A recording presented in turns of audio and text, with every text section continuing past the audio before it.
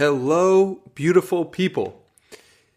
First things first, I would love if you guys would check out and subscribe to my newsletter, Tuesday Treasure. You can find that at dannymiranda.com/Tuesday. And that's just a newsletter where I talk about the coolest things that I find every week. And if you enjoy this episode and you enjoy this podcast, you'll probably enjoy that newsletter as well. So in today's episode with Manny Cruz from Well Built Style, we spoke about specifics about how he views style. We talked about advice to himself when he was in his 20s, and we also talked about mindset and how quarantine affected his mindset. So overall, great discussion, great conversation. If you enjoyed this episode, let me know at Hey Danny Miranda on Twitter, or feel free to shoot me an email, danny@dannymiranda.com. Really think you guys are going to enjoy this one, and if you do, make sure to let me know, and let's get to it. Interesting people, thought-provoking conversations, nutrition for your brain. Journey through the minds of the world's top performers and discover what it really takes to achieve your highest version. This is the Danny Miranda Podcast. For people who aren't familiar with you, give everyone a little bit of background of how Well Built Style came to be and why you started posting on Twitter and why you started this website in general. Sure, yeah. So it's actually been, I think almost, well, not quite 10 years, but I think I started the blog initially in 2013. So it kind of came about, a couple of years prior to that. My style was terrible. I was just your average, jabroni is what I usually like to say. And that described my style to a T for, many years, all throughout college and so on. So I ended up landing a pretty good job eventually out of college. And I realized I really needed to up my style game. Like, it was not looking good. And once you get that first kind of professional job, you kind of, for me anyways, it was the impetus to kind of get my style more on point. So that's kind of when I started my journey. And then throughout that time period, I was learning a lot myself because I was, working out and doing all this other stuff. And I realized with style and fitness, there's some certain challenges for guys that are a little bit, in better shape than your average guy out there in terms of finding certain pieces that fit you well and so on. And so I ended up starting the blog just to kind of share my ideas and try to help other guys that were kind of in a similar situation as myself. And then it just sort of progressed from there. I think I really got more active on Twitter around, I want to say 2016, maybe 2017, and just started to share some of the same type of content, but in obviously more shortened format on Twitter around that time. And it kind of to really resonate with a lot of people. And I've been on that platform quite active ever since.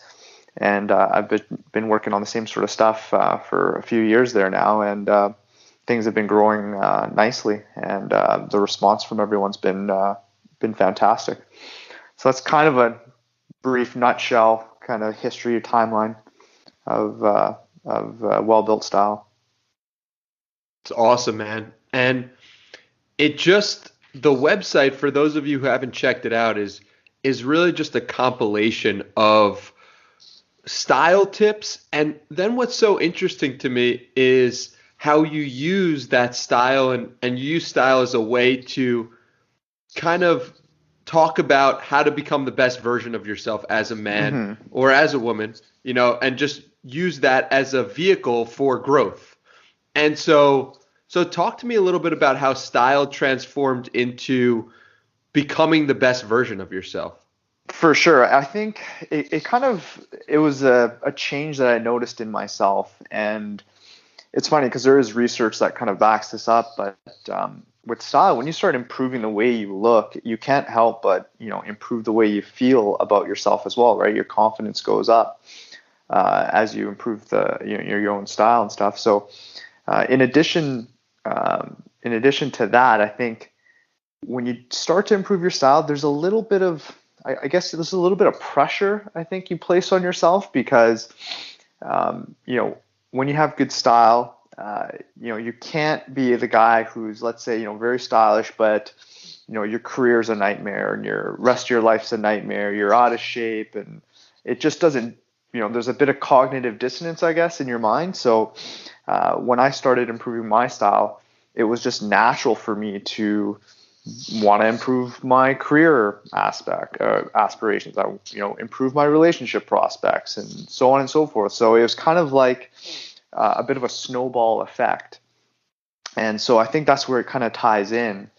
And when I talk about some of the research that kind of fits in with that, if you look through some of the psychological research on just clothing and how clothing affects the way we think about ourselves, I think the concept is called enclothed cognition, that the way you actually dress and the things that you actually wear actually has an impact on how you not only perceive the world, but how you perceive yourself.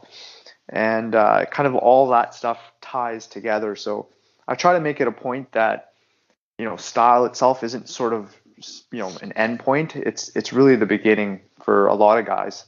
You know, improving the way you look, your appearance is actually pretty straightforward and probably one of the easier things you can do. And it's just a great way to kind of catapult yourself or just build momentum in order to take on some other goals and challenges in your life, whether they're, you know, relationship goals or you have financial goals or career related goals, whatever they may be. I think just style and fitness, just improving your look, definitely will help you toward that end. Yeah, man, it's totally been so true to me. And it's so interesting how it kind of goes hand in hand, right?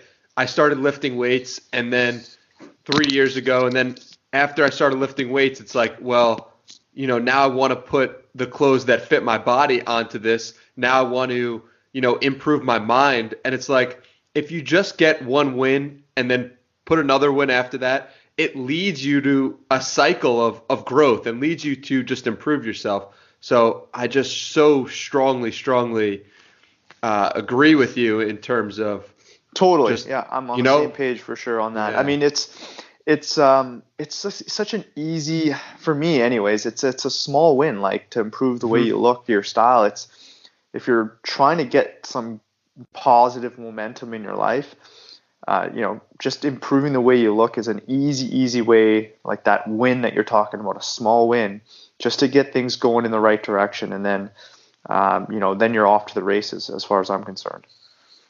Yeah, man. And one thing that I wanted to talk to you about, kind of related to this, is you read so many books, and it seems like you read so many books from the books that you post on Twitter.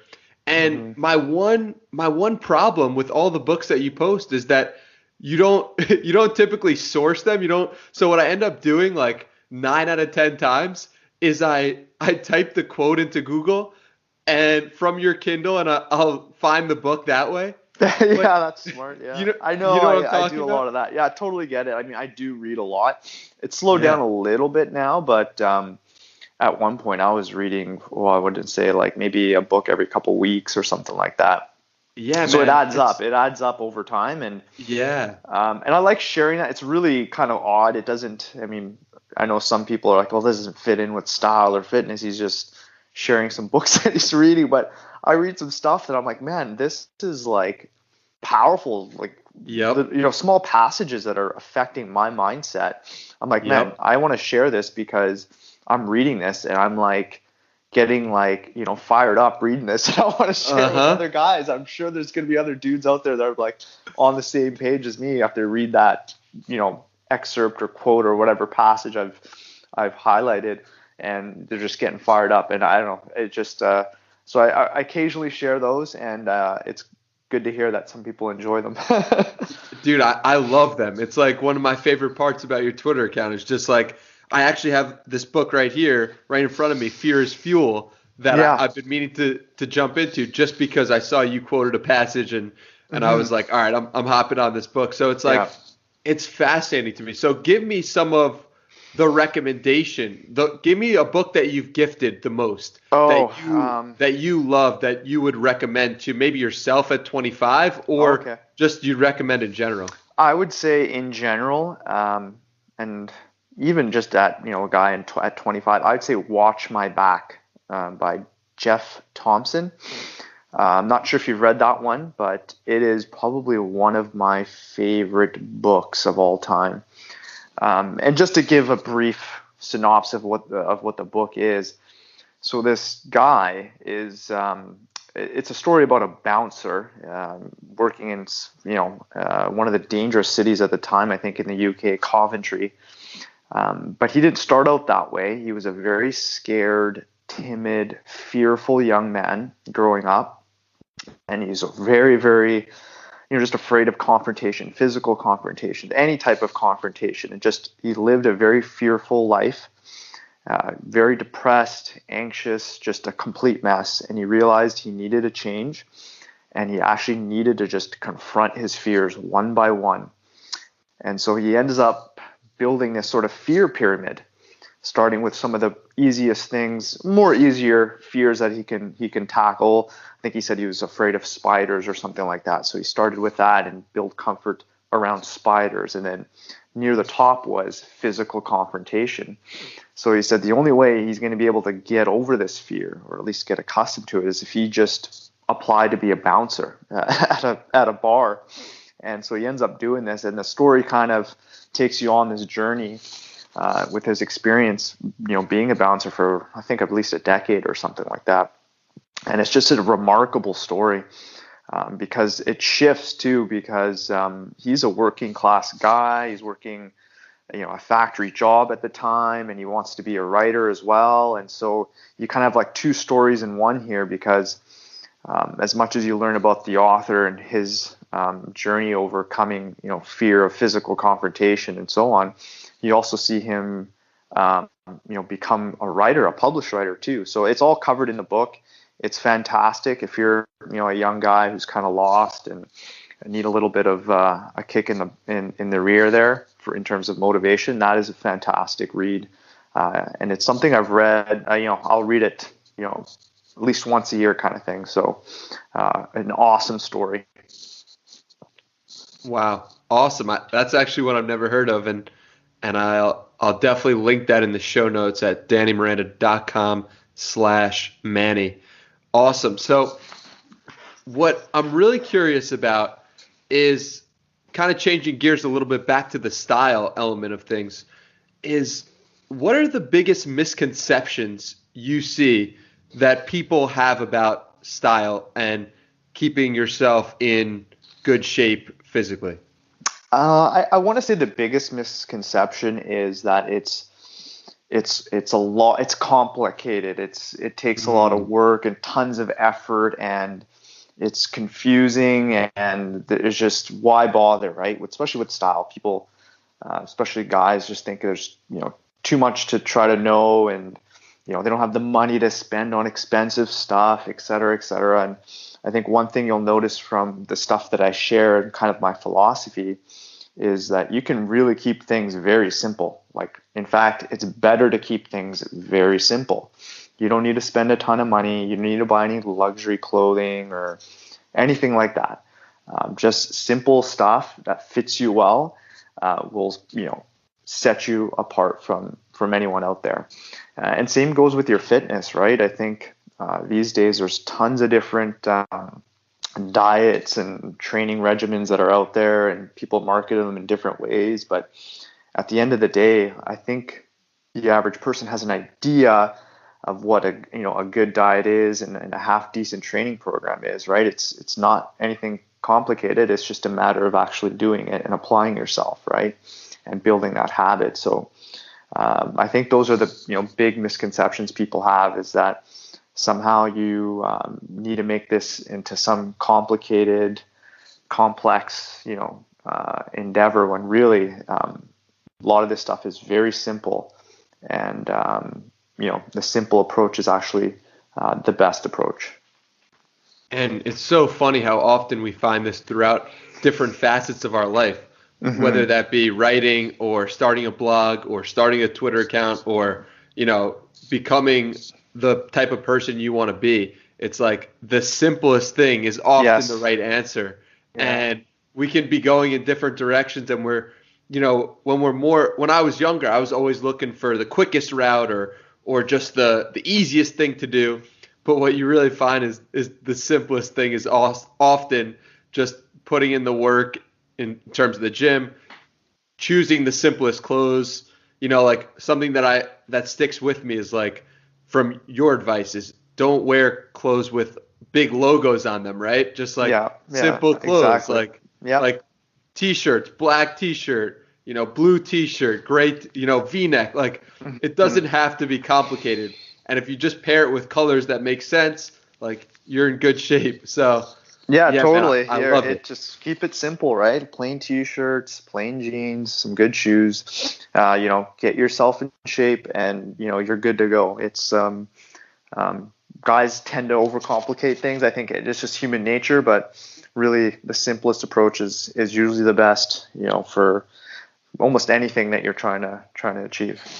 Yeah. So one of the takes that I love from you on Twitter that you've said from time to time is that ugly men can become handsome.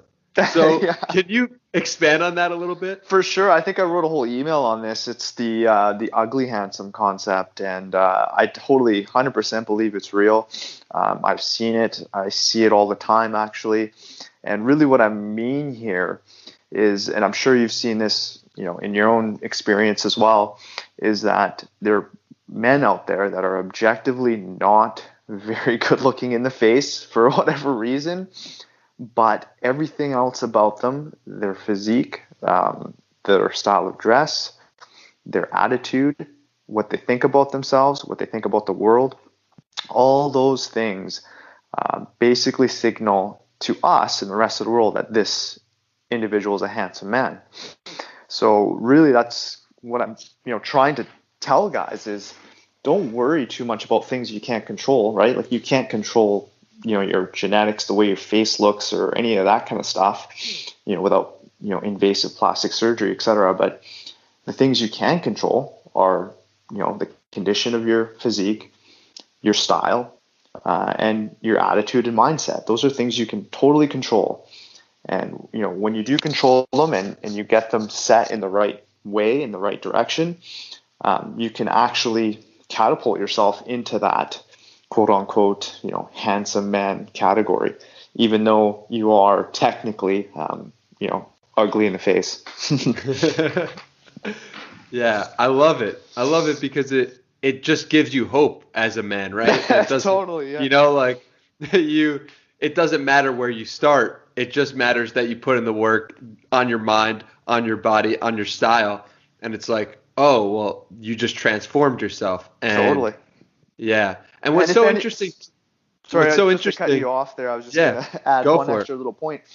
And in that sense, like, being the quote unquote, ugly, handsome guy, you're actually almost a little better off, I think, in the sense that people will be like, well, this is crazy that, he's not really good looking in the face, but man, I get this impression that he is a good looking guy. And so they feel that energy, right? That confidence that you radiate. And I think that is incredibly powerful, right? And so I just hope that guys understand that and take that message to heart.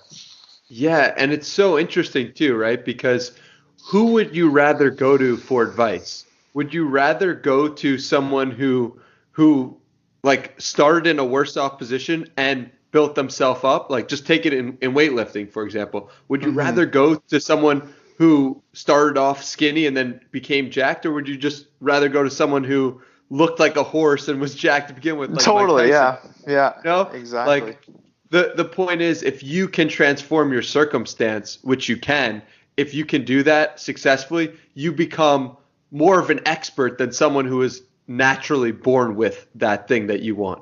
Yeah, 100%. I agree. Yeah, totally. Yeah, man. So talk to me a little bit about something that's affected us all, and that's quarantine and COVID. And talk to me a little bit about how quarantine affected your mindset in general.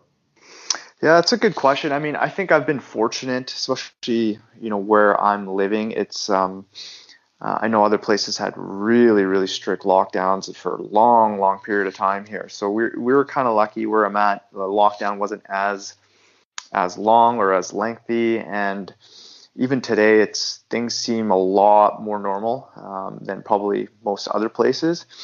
But for me, quarantine mindset, I think I even wrote an email on this, was really getting into more of like a monk mode mentality. I'm okay. I'm one of those guys that I could literally be alone and it does not bother me. That concept of you can be alone and not feel lonely. That's my personality. So that kind of stuff didn't really bother me too much. But it did give me a chance to kind of enter into that monk mode mentality, get into a kind of a regimen. I didn't have access to my regular gym, but I was still training every day, multiple times a day, on some cases. So it was just gave me a chance to really get into like a solid routine of work and training and making sure my diet was still on point. So I was fortunate in that sense, and I know some other people, there's some significant challenges for them in terms of their job security and all that kind of stuff.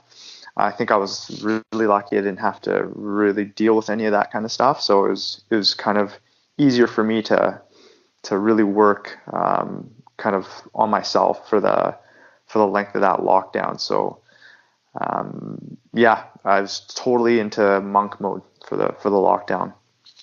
Yeah, man. And it's kind of crazy because I was the exact same way, have the same exact mentality about being alone.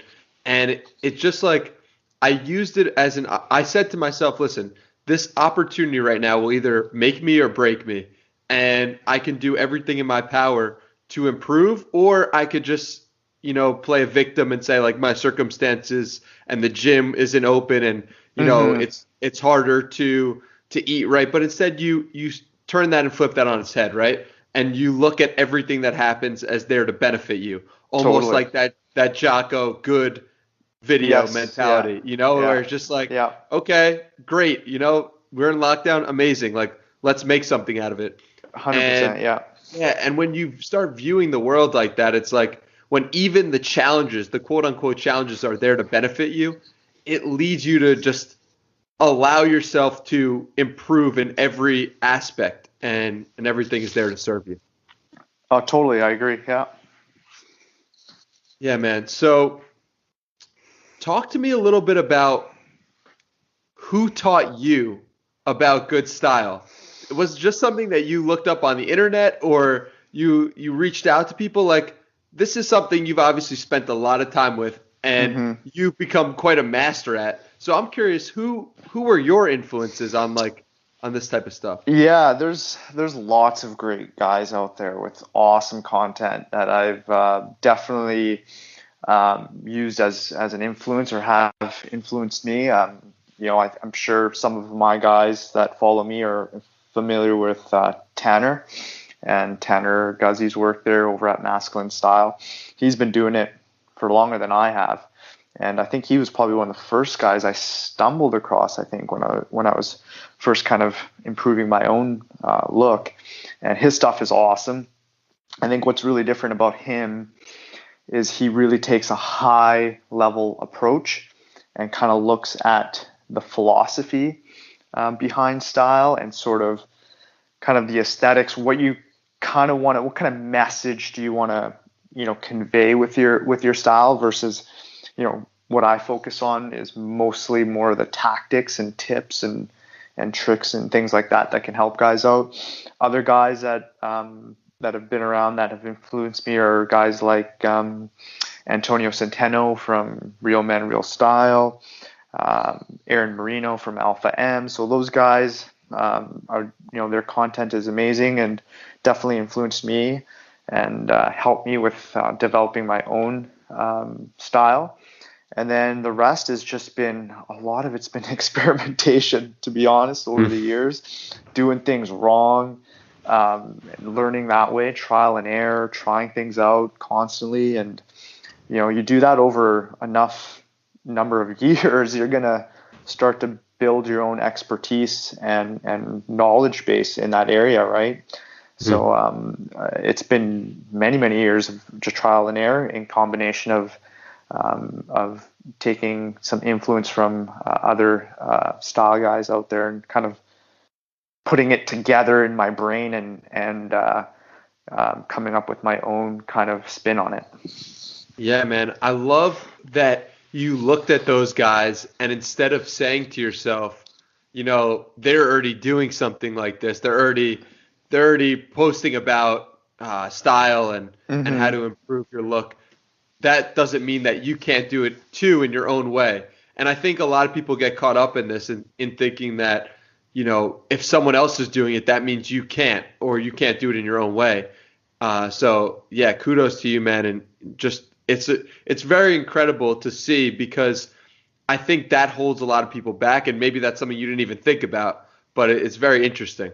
Yeah, no, I agree with that. Like, I mean, a lot of people, they'll say, oh, it's too saturated, right? Like whatever they're doing, oh, it's too many people are doing this or doing that. It's like, well, yeah, but they're not doing it the way you're going to do it, right? Like they don't have your unique experience and, your insight or any of that, right? So I never really gave that too much thought, to be honest. It was just, hey, this is my perspective. It's going to be a bit different because my focus is going to probably be a little bit more on fitness and how that impacts your look and how to simplify things versus some of these other guys that focus on other areas. So that might be my unique angle, so to speak, but I should never be dissuaded just because of how many people are doing whatever it is that you're doing.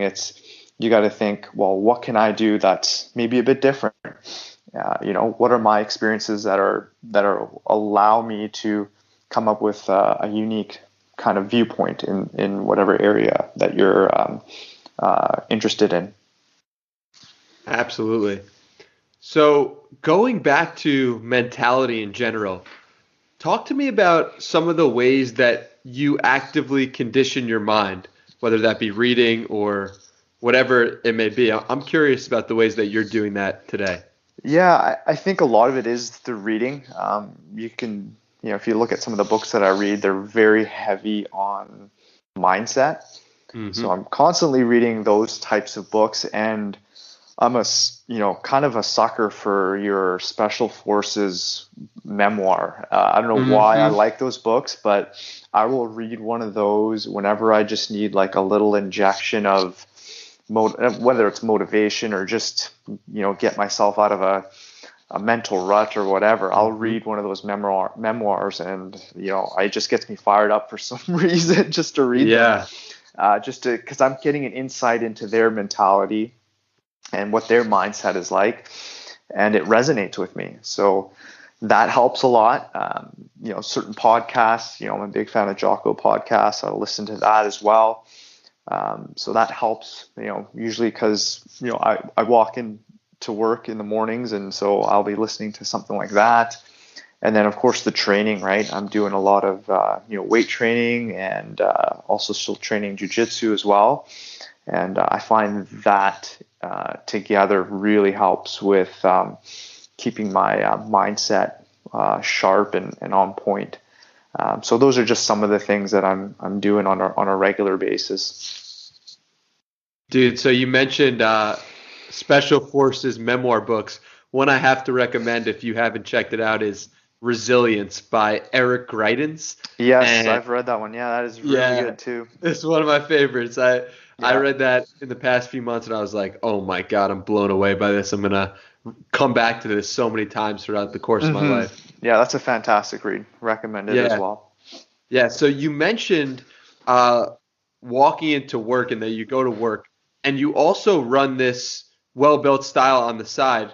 Could you talk to me about having a working job and also managing something that you're doing on the side that you've been doing for now 7 years, you said? So yeah, you have a lot of experience on this. Yeah, I mean, to be honest, it is a lot of I guess, quote unquote, work to balance it all. But I mean, it doesn't feel like that to me, I guess, Yep. because I Yep. enjoy it, right? Like if I'm sharing stuff online, if I'm working with clients or writing articles, emails, whatever, like I enjoy sharing that content and helping guys.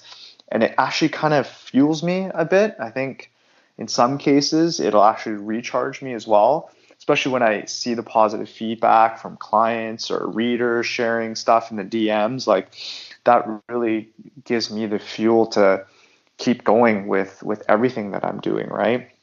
And the other thing is I don't have as much, I don't watch television, to be honest. Like I don't really have time for any of those other things.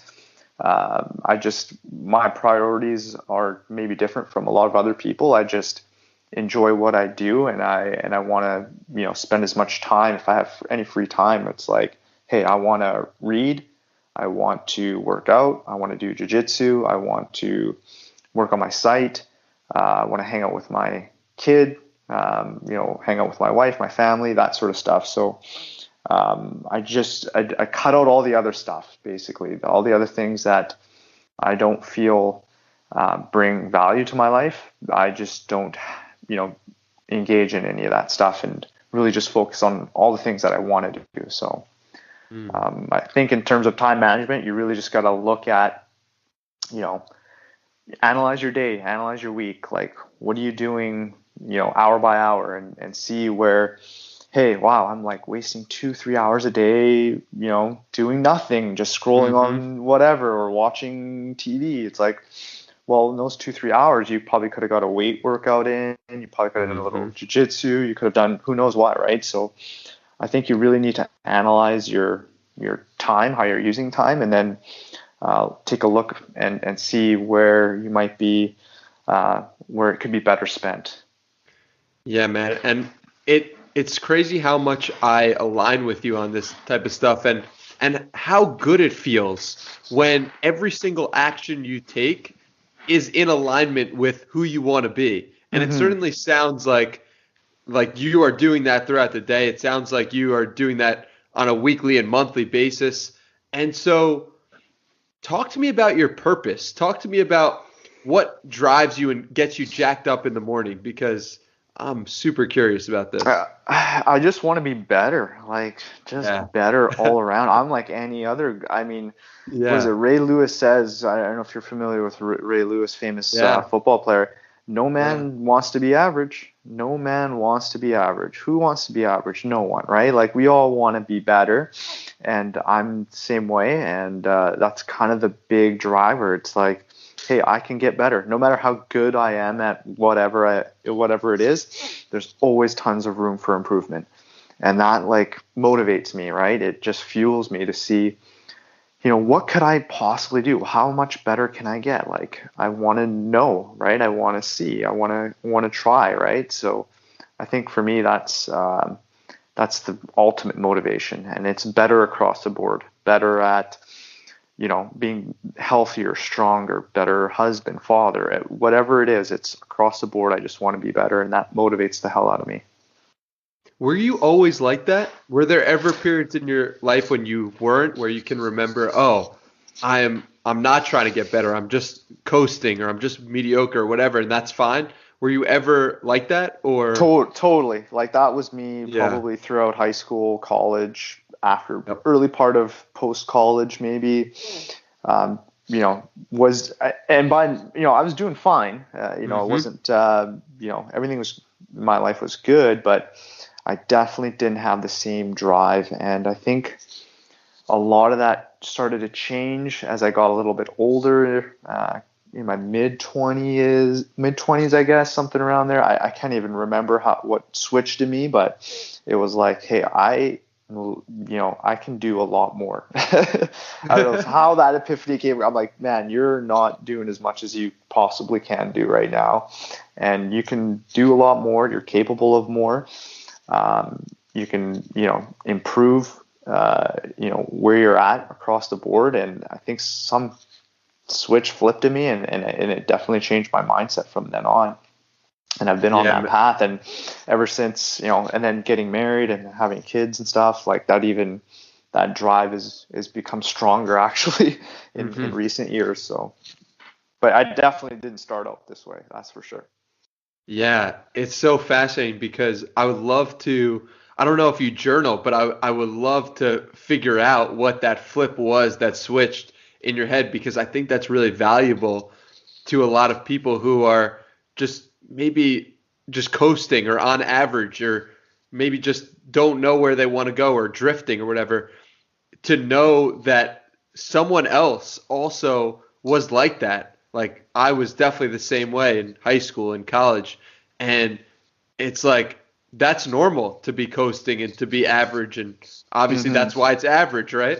But to know that you can flip that switch any day you want, any moment, that's powerful. And yeah, man, I would love to know how you got to that point, if you could at all remember. Yeah, I know. I think a lot of it might have been just seeing some other people do it, other people that you go, well, wait a second, that guy is not like, we're probably the same. Like, he's not any better, but like, holy crap, he's like done this, he's done that. And it's like, well, if that guy can do it, well, I can probably do it too, right? So I think it's something along those lines, is just seeing other people in my life that were changing and getting better, and realizing like, hey, you're no different, right? You can do the same, and let's try, let's do it, right? So I think it's something along those lines. For me.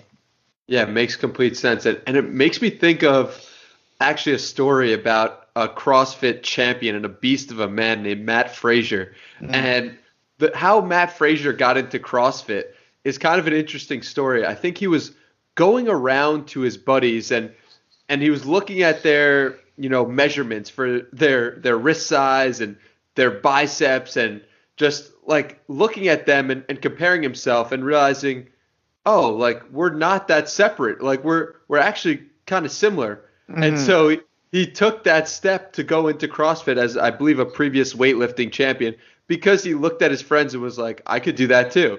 And listen, most of us aren't at that level of elite athlete, but the point is that if you see someone who you can resonate with and look at and be like, oh, that person looks similar to me in some way, that person came from a similar background, that person has similar physical attributes or mental or thinking, you can then take that and use that as inspiration for your own journey.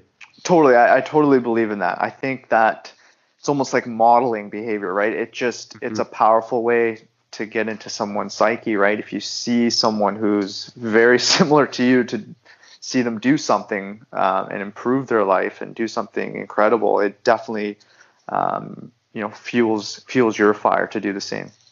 Yeah, and a second story that I'd be remiss not to share is my grandpa. He was an Ironman triathlete and a marathon runner, and he only got into running because when he was like 40 years old or something, he saw a 60-year-old man on TV completing the New York City Marathon, and he was like, you know what? I could do that too. So it just goes to show. That's cool. Yeah, that's awesome. Just goes to show, like, and he ran until he could, So point being, just look at someone, get after it, and totally. Man. Yeah. So what I have to ask you is, when you look at the mistakes that you made in your 20s, how do you look at that and how do you frame that to, I guess, give yourself, like, how is it okay for you to have made those mistakes? How do you look at those quote unquote mistakes? Yeah, it's tough. That's a good question. Thinking back on my early 20s and mid 20s, really the biggest mistake was just not being aggressive. Just not being aggressive enough. If I could give one piece of advice for anyone that's in, high school, early 20s, college, whatever, is just be aggressive across the whole board. That's like with your health, your fitness, your education, relationships, whatever it is. Don't be complacent.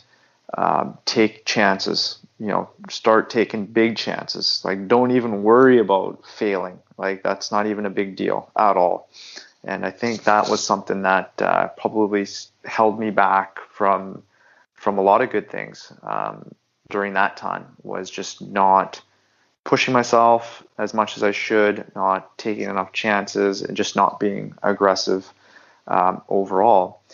And I mean, how to think about that now is, well, now I know the value of that, right? And now you can see how I'm kind of living my life quite differently, because I've learned that lesson, right? That you need to push yourself. You need to lean into the hard edges of life. You need to do that if you want to see any change, if you want to see any growth. You need to be more aggressive. And so I think that time, thinking back to that, I use that as kind of like a reminder that, hey, don't be complacent. Don't slow down. Like, hey, you had enough rest in your 20s. You didn't do as much. So, you need to turn it up right now, and you need to go. So that's kind of how I framed it in my mind. Makes complete sense. What was stopping you from being aggressive? I don't know. I think it's just fear. Just, like, you're a younger guy. You just don't. You think rejection and failure is the worst thing in the world, and so you shy away from taking chances. And it's only when you get a little bit older and you go through some stuff, you realize it's not a big deal at all. Like, no one cares, right? And if I can impart that to just young people in general, hey, like, you're going to fail, you're going to be rejected, and all those things are going to happen, and it's not as big of a deal as you make it in your mind. You'll be able to handle it. You'll be able to grow, and you'll get better, and it'll be good for you, as Jocko would say, right? So that's just something I would try to impart on younger people, is don't worry so much about the failure and rejection or whatever it is. Just take your chances, learn, grow, and you'll be better off for it. Yeah, man. It's like every failure is just another step closer to success, or, every failure is part of the process. And when you start to enjoy that, that's when it gets fun, right? When I've never done jujitsu, but it's like when you enjoy getting choked out time and time again, maybe you don't enjoy it, but it leads to something that you want. And so then it becomes fun, and then it allows you the freedom to not care about the outcome, so you can focus on improving the process. Totally. Yeah. Yeah. So talk to me a little bit about the process and why that's so important to you in general. Yeah. I mean, I think the process itself, it kind of, it alleviates that anxiety I think people have with outcomes, right? I mean, they want to win, right? Everybody wants to win and have that, the positive outcome, but the process itself, if you focus on that, it kind of, for me anyways, it just eases my mind. And really the process, this is like another thing I've learned is, once you win or whatever it is, that doesn't last for very long, right? That feeling of conquering whatever it is, and then you're on to the next thing. And you do that a couple times, and you start to realize, like, it's not so much about the end result.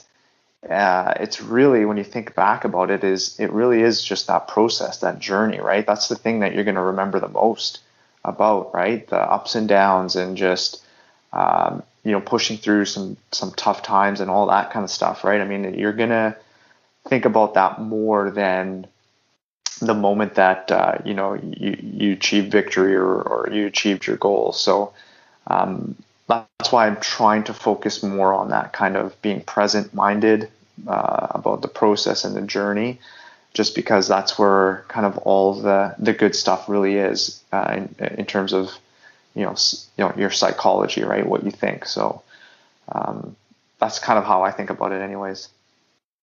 I love it, man, and it's certainly held true for me It reminds me of when I did this program, the 75-day program. I'm not sure if you're aware of, called 75 Hard. Okay. And yeah, and it's a 75-day program, and basically what I thought I would be looking forward to was day 76 and the weeks after, right?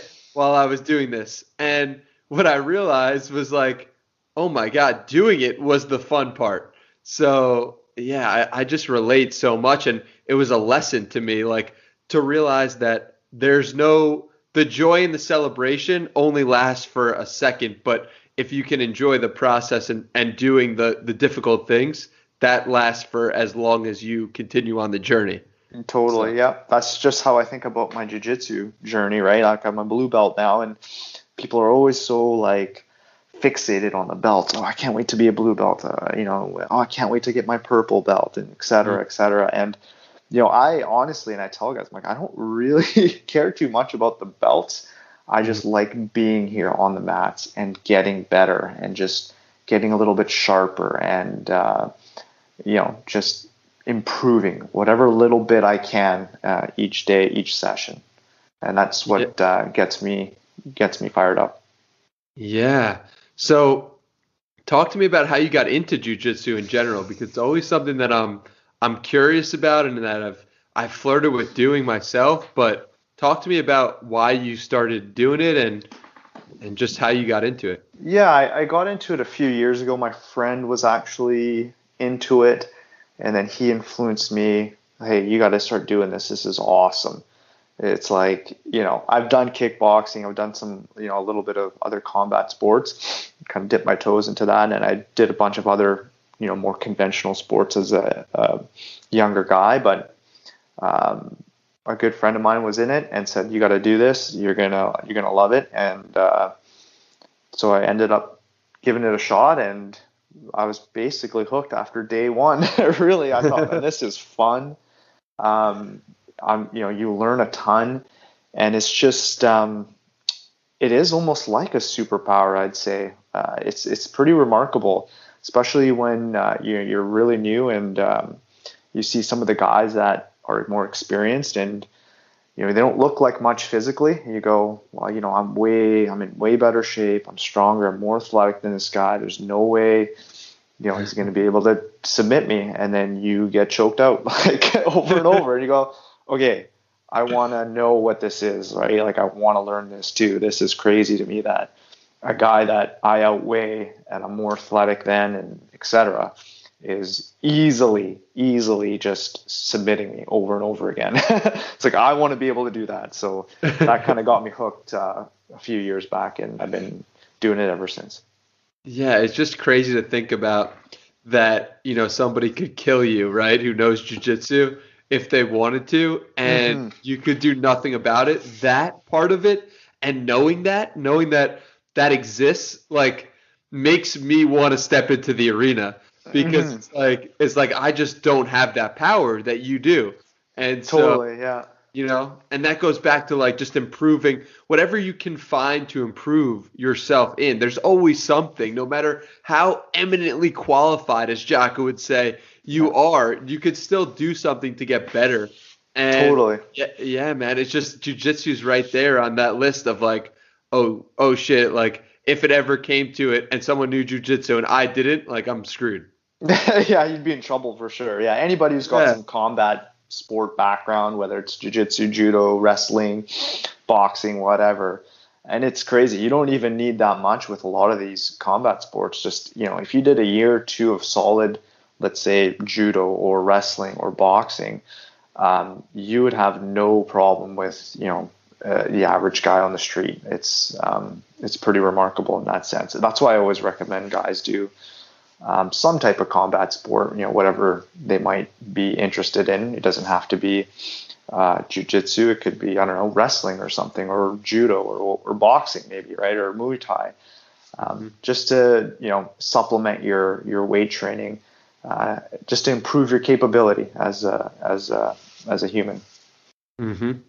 Absolutely. So talk about the people who have come and left. I remember a tweet you had, which was like, I'm only a blue belt or whatever, but I've already seen so many people come and go. Oh And yeah. yeah, so why do you think they come and go, and why do you think you've seen so many people? I don't know. I think it's just people it's like with anything. You have the initial intention Hmm. that you want to do something, and especially with combat sports, when you first started, it's exciting because it's new. You get yourself a new gi and you get yourself a nice cool rash guard, and it's like you're getting all this new stuff and you're learning all these moves, and it's all fun at first, but then it becomes a grind for some people because you have to take your lumps, right? Like you're going to Hmm. get beat downs for months, right? Like before you Hmm. start becoming proficient in the skill, you're going to have to take your lumps. And I think a lot of people, like with anything, they start strong, but then once it gets, you know, you know, you've had a long day at work and, you don't feel like you want to go to the gym and just get choked silly, right? Like just get knocked, submitted over and over again. And so you decide you don't want to go that day. And then one day compounds into two, and the next, oh, maybe I'll take a week off. And then you never see them again, right? So Hmm. I think that's kind of what it is with anything. People have that initial intention, they want to do something, but when it gets a little hard, they decide it's not for them, and they give it up, which is unfortunate. Unfortunate to see, but for those that stick through, it's incredibly rewarding. Mm. And it's like, if you can identify those hard moments in your own life and actually lean into them and realize that those are the moments that are going to make you better, and those are the moments that are going to improve you when you don't want to do it and you do it anyway, that's the actual gains. That's when the gains come. Oh yeah, And totally, yeah. yeah, and And I just mean, it's like, internalizing that. yeah, exactly, right? I mean, you'll have days, everyone has days where, oh, I don't want to go work out, or I don't want to do X, whatever it is. But you do it, you push yourself, and then afterwards you feel awesome. You feel like, incredible. And I think Hmm. it's that victory over your weaker self, right? That little victory over your weaker self. And that's kind of what I keep in mind. If I ever have a day, like a long day at work, and then it's like, okay, it's 8 o'clock. I'd rather be, winding down, but I need to go roll tonight. So, should I go? It's like, well, hey, let me just put in the work now. Hmm. Once it's over and done with, I'm going to sleep really well and I'm going to feel really good about myself. So, and then, I'll end up going. And that's exactly how it plays out. So, So when you have that moment, you identify it and just understand, like, and try to think about when it's done. How do you go about that mentally, trying to convince yourself that war on your weaker self? I just remind myself of that feeling of when it's done. I just go, Manny, when it's done, you're going to feel really good. And really, it's only, and this is a quote that I remember reading from, I don't know if it was from Jocko or one of these special forces guys. They talk about 5 minutes of suck. Hmm. Anything only sucks for about 5 minutes, and then you get used to it. And I think in the SEAL teams, they have this saying, you only get wet once. And Hmm. a lot of the guys didn't like diving, like the night dives where it's really cold water and they're miserable. They put up their wetsuits on and if they go into this cold water.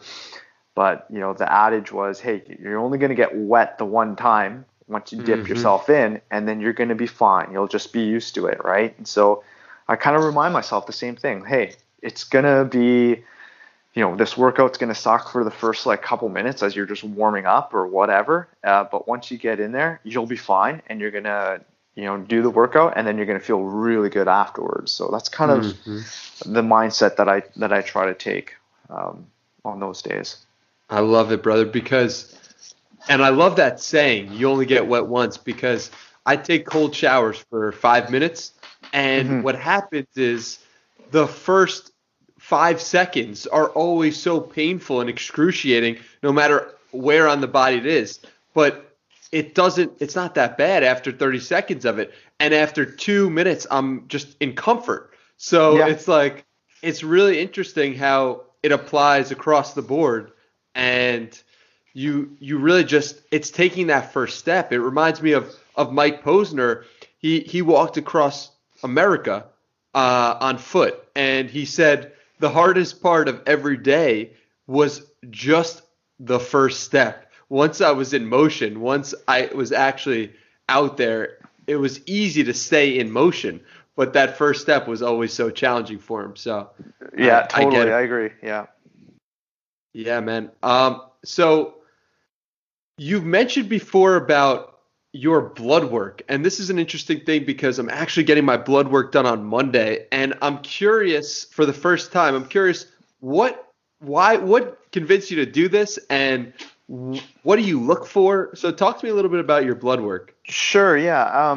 I think I think I got the idea from some of the guys. There's tons of great fitness guys on Twitter and just on the internet in general. And one of the things they recommend is getting blood work done, every year. And it's not something I've only just started doing this within the last few years. It's not something I was doing all along, but it makes sense, right? To kind of track how you're doing in certain areas. And so I got some blood work done this year, and I was really curious about my vitamin D levels.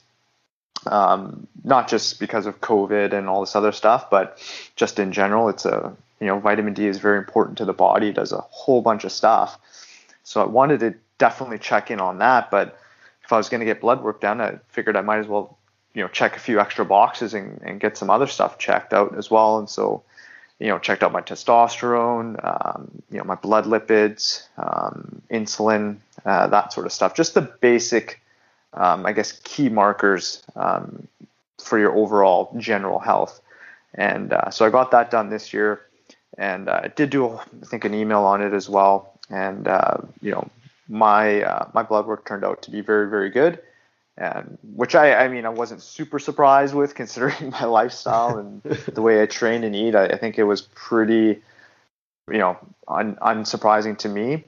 But it's something I think everyone should do at least once a year. Just to see some of the general stuff like, cholesterol, blood lipids, your testosterone, insulin, just those the big pieces there, just to see how you're tracking and which areas you can work on to improve. And if things are looking really good, to carry on with what you're doing because it's working, kind of thing. Right. So, definitely vitamin D for sure. Make sure you check that. That's very important. Awesome.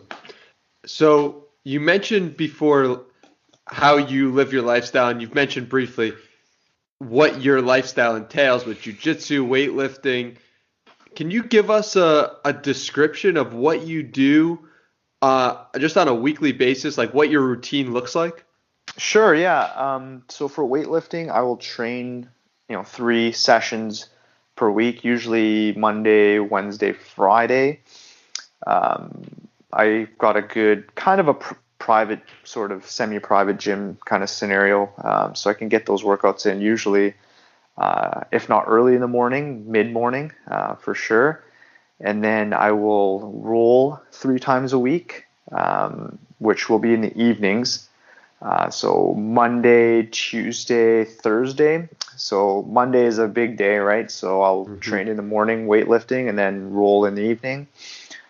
So that's a big day for me, but then I rolled as well on Tuesday and Thursday.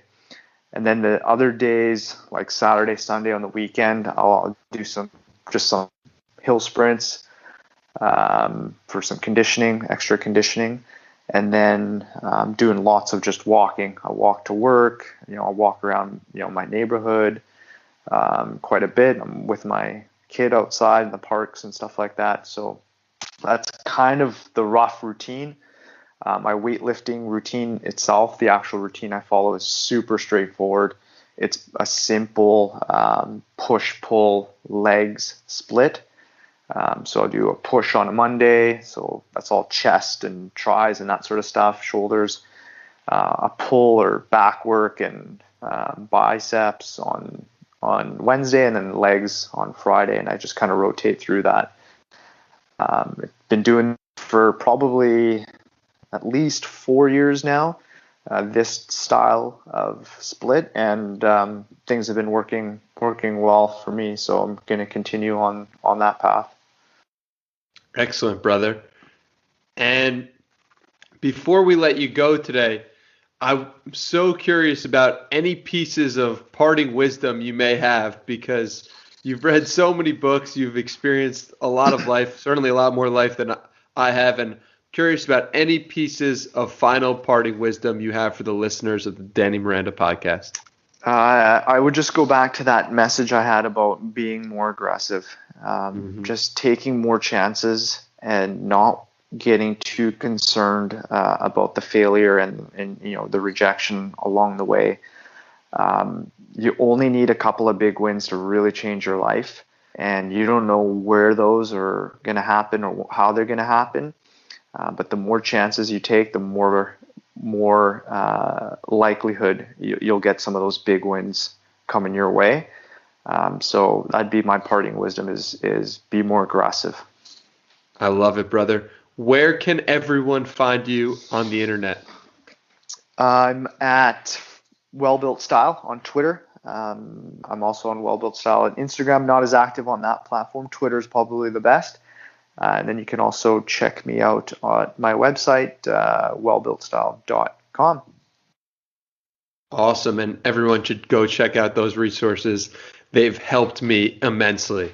Thank you so much, Manny, for joining us, and have a good one.